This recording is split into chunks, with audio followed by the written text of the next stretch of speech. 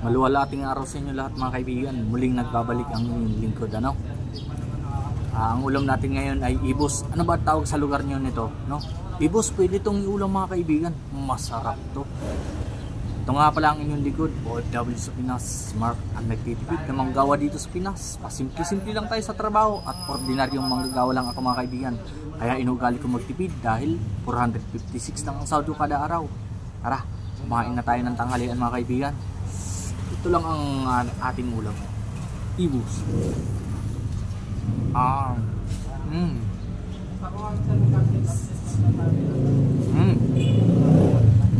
Ibos, binabalot ka ng ano, daon ng nyug, ano?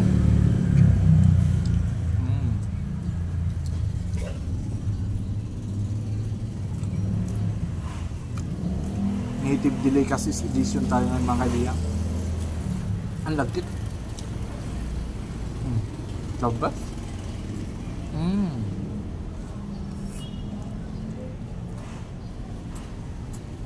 Wow.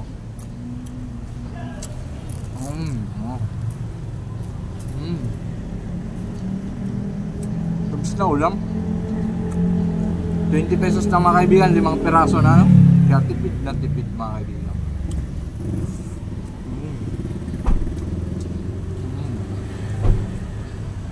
Gamit sa max.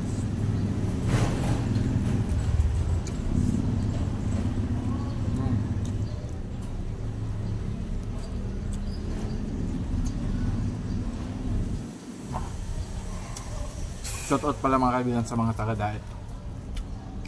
Marami tayo ditong tropa eh. Diet from North eh.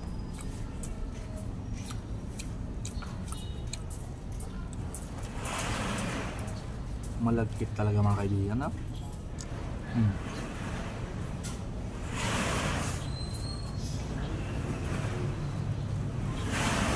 Pao.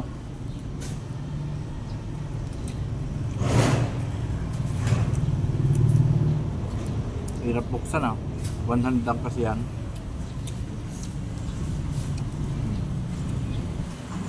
Parang nagbukas lang tayo ng morphone mga kaibigan.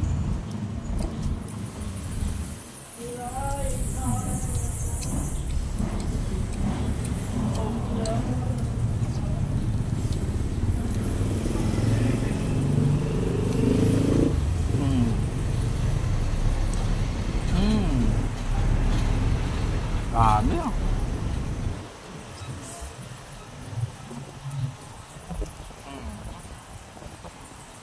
Suwabe ah. Ang sarap. Tipid pa.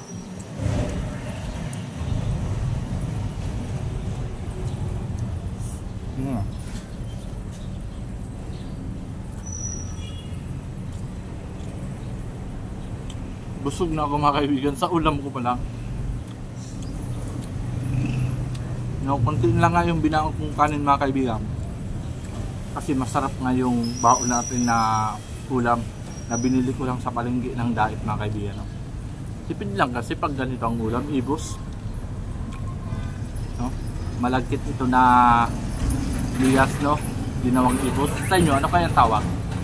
No? Mga tagasan kayo mga nanonood sa atin.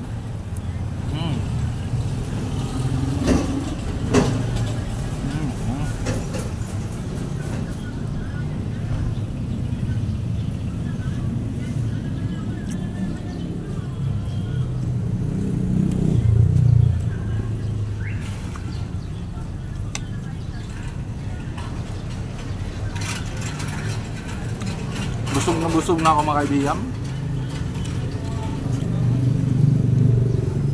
At sa muli mga kaibigan, ito ang inyong likod, OFW sa Pinas, Mark. At lagi nagpapaalala, lagi lang tayo magtitipid sa Pinas para hindi tayo nababaon sa utang.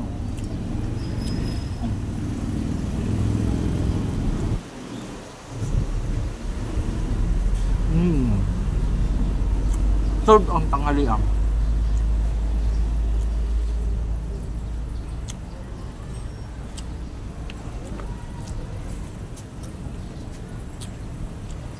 Hanggang sa muli, that's all, mabuhay. Basta Oragon, malupiton. Goodbye.